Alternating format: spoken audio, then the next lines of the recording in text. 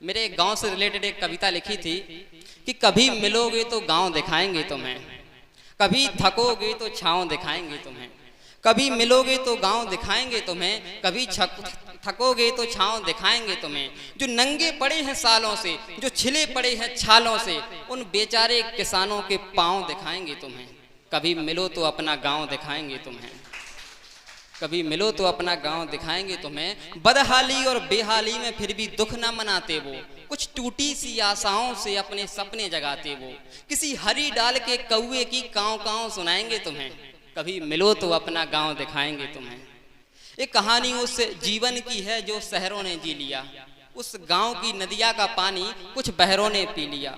तो उसी की भेंट में एक सूखी सी रेत में कोई बिखरी पड़ी नाव दिखाएंगे तुम्हें। कभी मिलो तो अपना गांव दिखाएंगे तुम्हें। महंगाई के इन दौरों में मारा मारी हो रही है, भ्रष्ट पड़ी सरकारों की भ्रष्टाचारी हो रही है। कभी जो फ्री में तोड़कर खाते थे अब उन अमरूदों के भाव सुनाएंगे तुम्हें।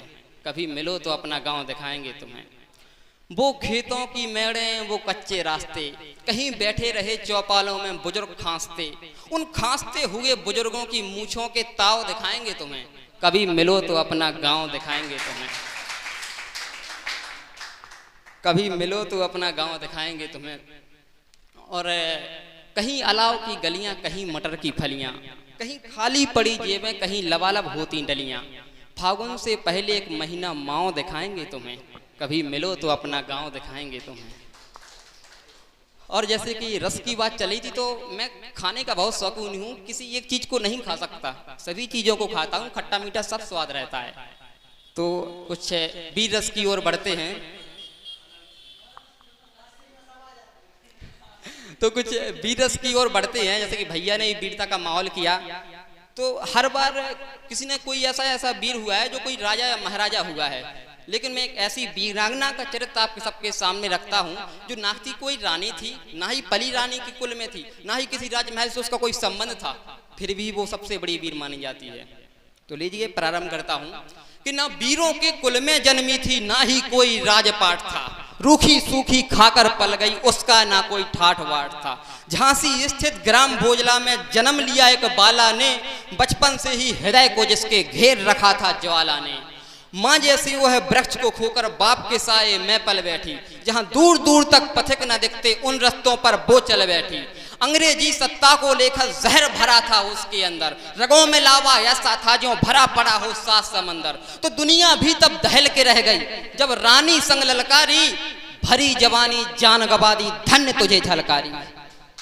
भरी जवानी जान गवा दी धन्य तुझे झलकारी। जब आग आग से मिलती है तब एक धमाका होता है, जब पाप घड़ा हो फटने वाला एक तमाशा होता है। झलकारी मिल गई लक्ष्मी से जो झांसी की थी रानी, उठा कलम इतिहास बैठ गया गढ़ने दोनों की वानी।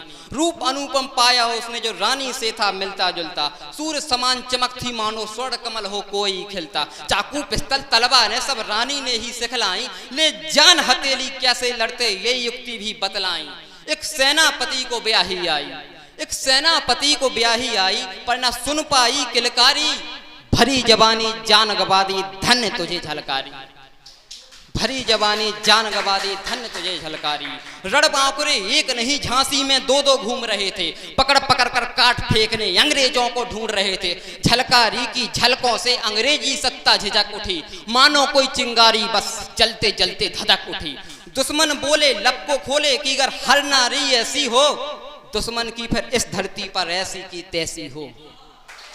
दुश्मन की फिर इस धरती पर ऐसी की तैसी हो। अंत समय का योग तो देखो, मौत दीवानी हो बैठी, वो अंग्रेजों को चकमा देने झांसी की रानी हो बैठी थी। लक्ष्मीबाई के रूप में उस पल जब बुझ गई वो चिंगारी, भरी जवानी जान गवा दी धन्य तुझे झलकारी।